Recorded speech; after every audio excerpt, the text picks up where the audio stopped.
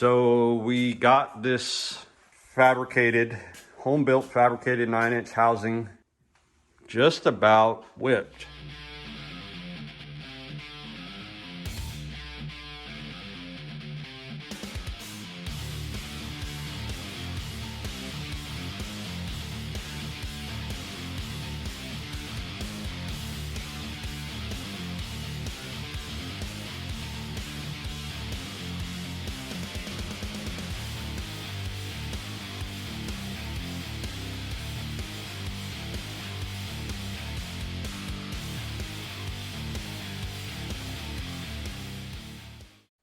Well, good morning. It is Sunday morning, beautiful 36 degrees this morning, and I'm not really sure where we're at. There's probably going to be some redundancy in these video intros or in these videos in general, but the last couple days have been a ride. So we got this fabricated, home-built fabricated 9-inch housing just about whipped. It's still a little bit out on this driver's side, but if I put a little pressure on the bar, I can shove the centering puck or the axle puck into the unit bearing cup. So it's not that far from being straight. I'm going to go ahead and attempt to flame straighten this one more time. I'm going to just put some heat here on this side and just let it cool down slowly. And we'll see if I can get that a little bit straighter. I know that when I weld my link tabs on this side, it's going to pull it. It's going to pull it this way a little bit, and that's the direction I needed to pull. I needed to pull the opposite side of what was the backbone truss on here. So, yeah, live and learn. These were my attempt at building, well, this was my attempt at building an axle here myself, and I've learned a lot. But you can't be afraid of fail. If you don't try, you don't fail. And I do plenty of failing, and I do plenty of learning. So the plan is to go ahead and move forward with this. I am strongly considering buying another set of housings, fabricated housings from Rough Stuff or Trail Gear, or maybe even Spider Tracks. I don't know. If I can get this thing straight, I'm just going to go ahead and move forward. I've already got money into this, and I'm going to stop second guessing myself. I'll probably get the face of this machined off, take it to a machine shop and get it machined off so that it's 100% flat for the third member surface there. I've already got center section here for the front housing. This is already welded up and ready to go. And I've got a big piece of DOM 3.5-inch tubing there. These are both axle housings, and tubing is a quarter wall thickness. So I've got that. I've got a plan. I'm going to see it through, and we'll see where this goes. So yeah, it's been a ride. It's been all over the place. I was pretty discouraged by this axle housing being crooked, despite my best efforts to keep it straight, even with the fixture jig that I had. And this is going to be redundant again. I built this axle before I had this alignment bar. I had a fixture jig, and I'll throw some pictures up again. But it just wasn't, I don't think it was stout enough.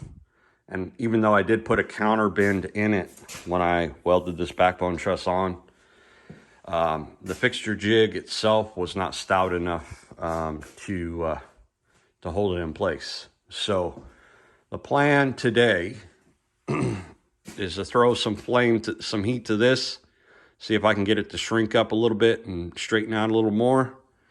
Then go ahead and proceed with the front axle. start putting the tubes to that and get that sort of lined out. I've got some used Spider Tracks Pro Series knuckles and C's, and I was able to punch out the old axle tube that was in these C's yesterday. I just chucked them up in the lathe and cut this weld out, and I was able to just punch out the old axle tubes that were in there. These are ready to go, and I've got the old uniballs and bolts and everything, so I can use them for mock-up, the arms. So yeah, so that's the plan. I'm going to go ahead and proceed with the front axle, and I think maybe the next video, we're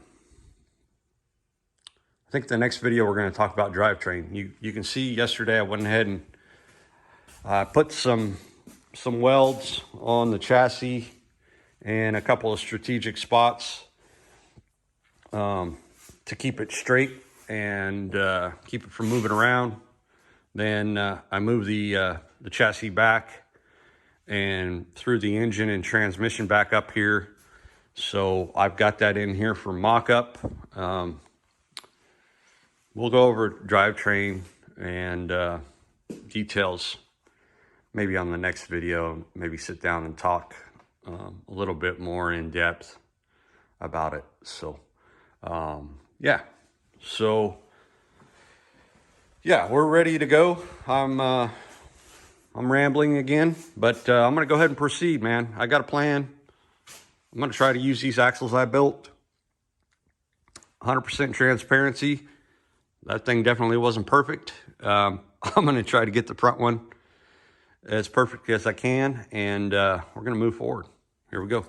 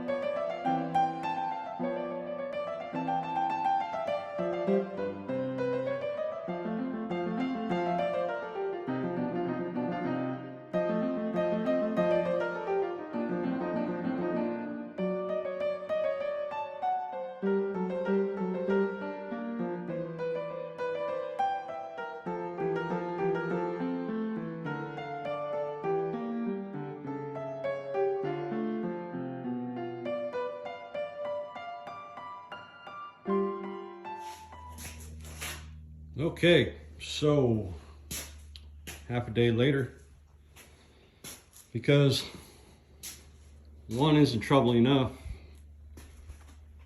I'll go ahead and put together two. Same fixture I used last time. The trouble I had with this one, I think, came in when I tried to weld that backbone truss on there. And this fixture I had made off a design, this axle fixture jig that I bought online, and it tells you if you want to weld that backbone truss, these are two 1/8" plates. It tells you after you get the axle all welded up to take this 1/8" plate out to put a counter bend in it while you're welding. So you take that 1/8" plate out, and then you bolt it all back together, and then put a counter bend in it. That's what would put the counter bend in it. So these are going a little bit downhill or sucked down on the outermost level or the outermost position, and then weld in that backbone truss. But I don't think that 1/8" counter bend obviously was enough, because it pulled quite a bit, or the base that I had this thing bolted to at the time wasn't enough. Right now what I've got is I've got it bolted down to my 1/2" chassis table, and then right underneath where the bolts are, right next to it, is a cross member. So I think this should be sufficient. I'm not going to weld the backbone truss on this thing, and I also have my fixture bar in here, so I'm just going to take my time, weld it up, and with any luck, this will be the front axle. All right, here we go. So far, all good.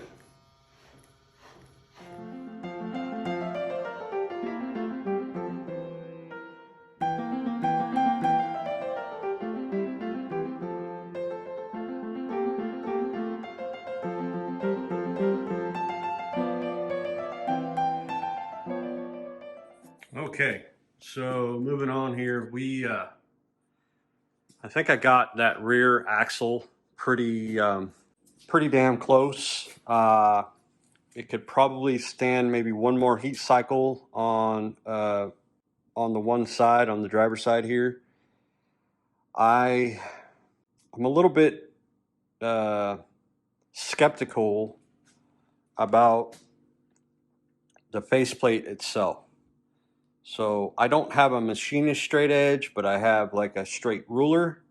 And if you put a ruler across here both directions, it's crowning upward, like, which would make sense because all the heat from welding is deposited here, which means it would be sucking this down, and then this center section is sort of crowned upward.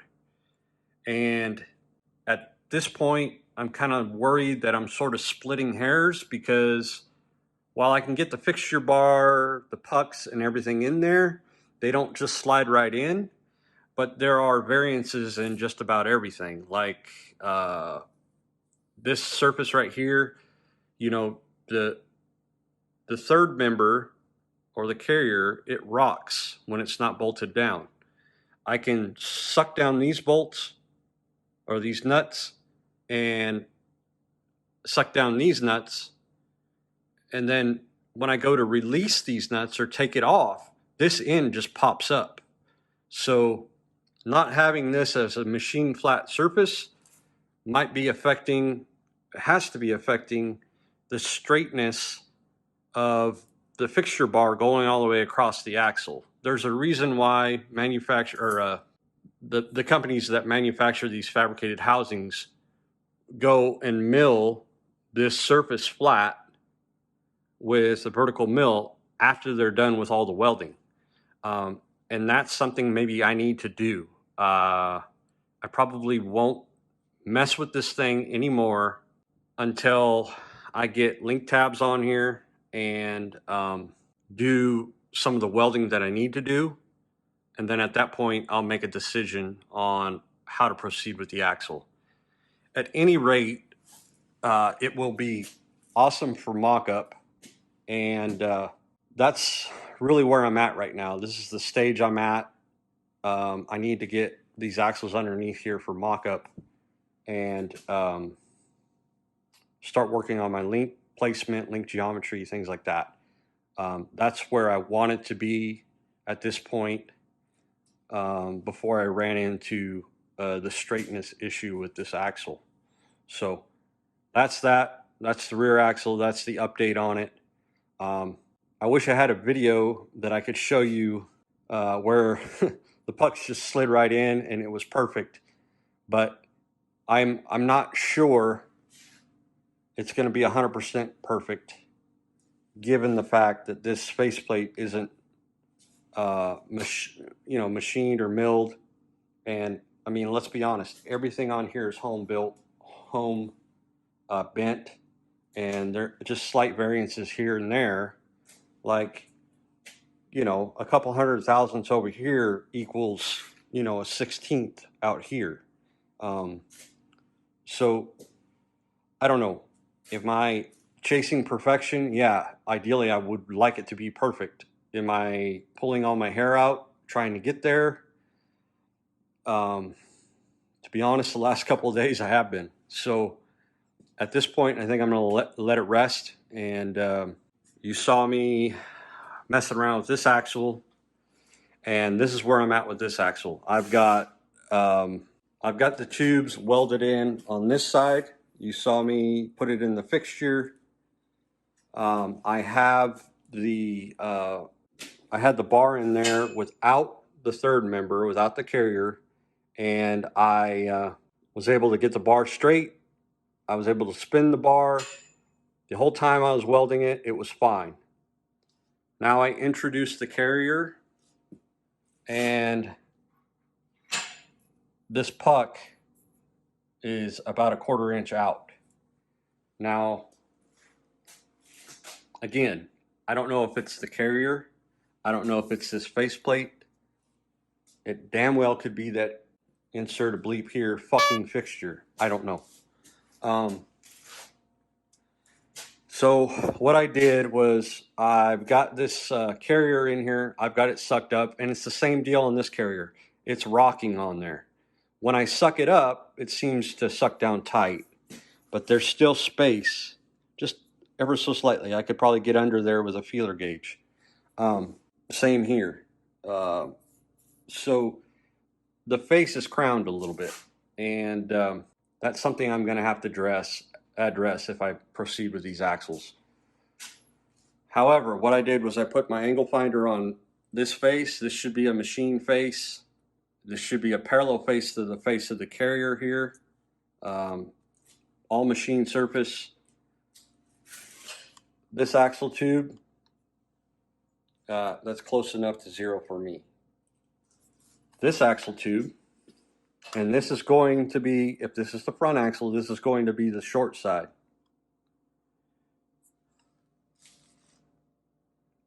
We're a 1/2 degree off, which probably contributes to the fact that this puck, you know, and the bar is not centered in there and won't slide in. So I'm debating on, I need to pull this. This needs to come up. So I'm debating on throwing a chain around here, giving it the jack treatment, and pushing this up before I go and weld all this. There's also the end joint inside of the carrier where the tube butts into the brace. That needs to be welded as well. So I think that's probably what I'm going to do. I'm going to go ahead and heat all this up, put a jack underneath here, chain this down, and then make sure this is showing 0. Yeah, this is what you get when you don't have all the proper fancy fixtures and you're trying to do this at home, but I'm pretty sure I can make it work. The other thing is, like I said earlier, this is the short side, so it's going to get, actually the tube is going to get cut off here, and your inner C is going to be somewhere in here. So, all right, here we go.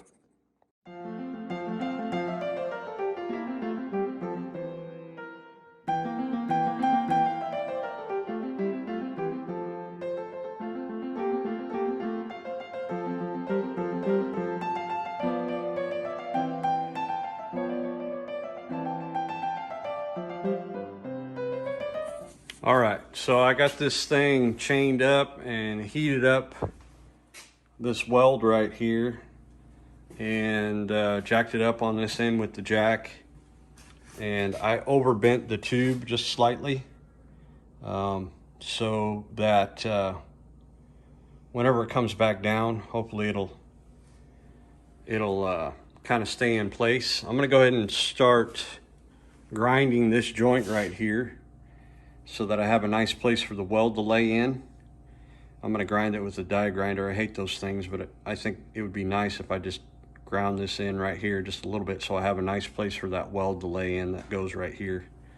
And I'll go ahead and keep it a little bit over bent and then let it while I weld it here. And hopefully that all works out. All right, here we go.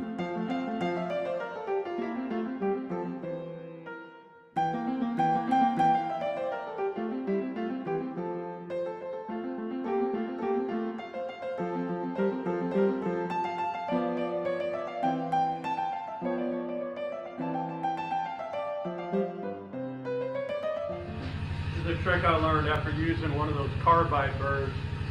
Not only blow everything off on your skin, but run a magnet over your coat or whatever you're wearing, because it gets those damn little slivers everywhere.